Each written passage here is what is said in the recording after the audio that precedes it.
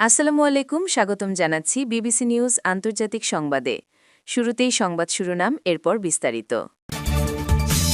যুদ্ধ অবসানের যুক্তরাষ্ট্রের প্রস্তাবের জবাব দিল ইরান। শত্রুদের জন্য এমন বিস্ময় অপেক্ষা করছে যা তারা কল্পনাও করতে পারবে না। ইরান হরমুজ প্রণালীতে সাবমেরিন মোতায়েন করল ইরান। দর্শক, এতক্ষণ শুনছিলেন সংবাদ শিরোনাম। এখন বিস্তারিত। আপনি যদি ইসরায়েলের ধ্বংস চান এবং মুসলিমদের পাশে থাকেন, তাহলে ভিডিওতে লাইক করে চ্যানেলটি অবশ্যই সাবস্ক্রাইব করে দিবেন এবং আপনার মূল্যবান মতামত অবশ্যই কমেন্টে লিখে জানিয়ে দিবেন। এখন বিস্তারিত। যুদ্ধ অবসানে যুক্তরাষ্ট্রের প্রস্তাবের জবাব দিল ইরান। মধ্যপ্রাচ্যে চলমান যুদ্ধ স্থায়ীভাবে বন্ধের লক্ষ্যে যুক্তরাষ্ট্রের দেওয়া সর্বশেষ প্রস্তাবের ওপর নিজেদের আনুষ্ঠানিক প্রতিক্রিয়া জানিয়েছে ইরান। রোববার 10 মে মধ্যস্থতাকারী দেশ পাকিস্তানের কাছে এই জবাব হস্তান্তর করা হয়েছে বলে নিশ্চিত করেছে ইরানের রাষ্ট্রীয় সংবাদ সংস্থা ইরনা। ইরনা তাদের প্রতিবেদনে জানিয়েছে, ইসলামী প্রজাতন্ত্র ইরান আজ পাকিস্তানের মধ্যস্থতাকারীদের কাছে মার্কিন প্রস্তাবের বিষয়ে তাদের অবস্থান পরিষ্কার করেছে। পরিকল্পনা অনুযায়ী আলোচনার এই পর্যায়ে মূল লক্ষ্য হবে আঞ্চলিক যুদ্ধ পুরোপুরি বন্ধ করা। তবে ইরানের দেওয়া এই ফিরতি বার্তায় ঠিক কী শর্ত বা বিষয় উল্লেখ করা হয়েছে সে সম্পর্কে বিস্তারিত কোনো তথ্য এখনও প্রকাশ করা হয়নি। গত 28 ফেব্রুয়ারি ইরানকে লক্ষ্য করে যুক্তরাষ্ট্র ও ইসরায়েলের যৌথ হামলার পর থেকে পুরো অঞ্চলে ব্যাপক উত্তেজনা ছড়িয়ে পড়ে। এর প্রতিক্রিয়ায় ইরান ও ইসরায়েল এবং পারস্য উপসাগরীয় অঞ্চলে মার্কিন মিত্রদের ওপর পাল্টা হামলা চালায়। একই সঙ্গে বৈশ্বিক জ্বালানি সরবরাহের গুরুত্বপূর্ণ রুট হরমুজ প্রণালী বন্ধ করে দেয় তেহরান। পরবর্তীতে পাকিস্তানের মধ্যস্থতায় গত 8 এপ্রিল একটি সাময়িক যুদ্ধবিরতি কার্যকর হয়।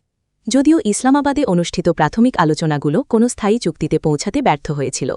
তবে মার্কিন প্রেসিডেন্ট ডোনাল্ড ট্রাম্প নির্দিষ্ট সময়সীমা ছাড়াই সেই যুদ্ধবিরতির মেয়াদ বাড়িয়ে দেন। মূলত একটি স্থায়ী সমাধানের পথ তৈরি করতেই কূটনীতির এই নতুন ধারা শুরু হয়েছে, যার অংশ হিসেবে আজ ইরান তাদের জবাব পাঠাল।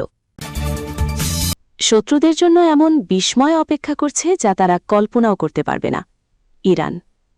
ইরানের উপকূলীয় অঞ্চল এবং তেলবাহী ট্যাঙ্কারগুলোতে সাম্প্রতিক হামলার পরিপ্রেক্ষিতে তেহরান তার সামরিক নীতিতে বড় ধরনের পরিবর্তনের ঘোষণা দিয়েছে।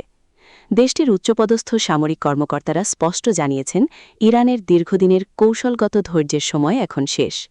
এখন থেকে ইরানের ভূখণ্ড বা জাতীয় স্বার্থের উপর যে কোনো ধরনের আঘাতের বিপরীতে অত্যন্ত কঠোর ও বিধ্বংসী পদক্ষেপ নেওয়া হবে। তেহরান থেকে পাওয়া বিভিন্ন সামরিক বিবৃতিতে এই কঠোর অবস্থানের বিষয়টি উঠে এসেছে। ইরানি সামরিক বাহিনীর মুখপাত্র এক বিবৃতিতে হুঁশিয়ারি দিয়ে বলেছেন, শত্রু যদি পুনরায় ইরানকে আক্রমণ করার দুঃসাহস দেখায়, তবে তাদের জন্য এমন বিস্ময় অপেক্ষা করছে যা তারা কল্পনাও করতে পারবে না। এই সম্ভাব্য সংঘাতে ইরান সম্পূর্ণ নতুন প্রজন্মের মারণাস্ত্র, যুদ্ধের আধুনিক কলাকৌশল এবং যুদ্ধের নতুন নতুন ক্ষেত্র উন্মোচন করবে বলে তিনি জানান। হরমুজ প্রণালীতে সাবমেরিন মোতায়েন করল ইরান। কাতার, কুয়েত, আমিরাতে ড্রোন হামলা। যুক্তরাষ্ট্র ও ইসরায়েলের সঙ্গে ইরানের ভঙ্গুর যুদ্ধবিরতির মাঝে মধ্যপ্রাচ্যের 3 বেশ ড্রোন হামলা হয়েছে। এই হামলায় কাতারে একটি বাণিজ্যিক জাহাজে আগুন ধরে গেলেও কুয়েত এবং আমিরাতে তাৎক্ষণিকভাবে ক্ষয়ক্ষতির কোনো তথ্য জানা যায়নি। রোববার ফরাসি বার্তা সংস্থা এএফপির প্রতিবেদনে বলা হয়েছে, ইরান থেকে ছোড়া অন্তত 2টি ড্রোনকে নিজেদের আকাশে শনাক্ত এবং বাধা দিয়েছে সংযুক্ত আরব আমিরাতের সামরিক বাহিনী। দেশটির প্রতিরক্ষা মন্ত্রণালয়ের বিবৃতিতে বলা হয়েছে, ইরানের এসব প্রকাশ্য হামলা শুরু হওয়ার পর থেকে সংযুক্ত আরব আমিরাতের আকাশ প্রতিরক্ষা ব্যবস্থা এখন পর্যন্ত মোট 551টি ব্যালিস্টিক ক্ষেপণাস্ত্র, 29টি ক্রুজ ক্ষেপণাস্ত্র এবং 2265টি ড্রোন মোকাবিলা করেছে। এদিকে একই দিনে কাতারের প্রতিরক্ষা মন্ত্রণালয় বলেছে, রোববার আবুধাবি থেকে দেশটির জলসীমায় প্রবেশ করা একটি বাণিজ্যিক জাহাজ লক্ষ্য করে ড্রোন হামলা চালানো হয়েছে। এতে জাহাজটিতে সামান্য আগুন ধরে গেলেও হতাহতের কোনো ঘটনা ঘটেনি।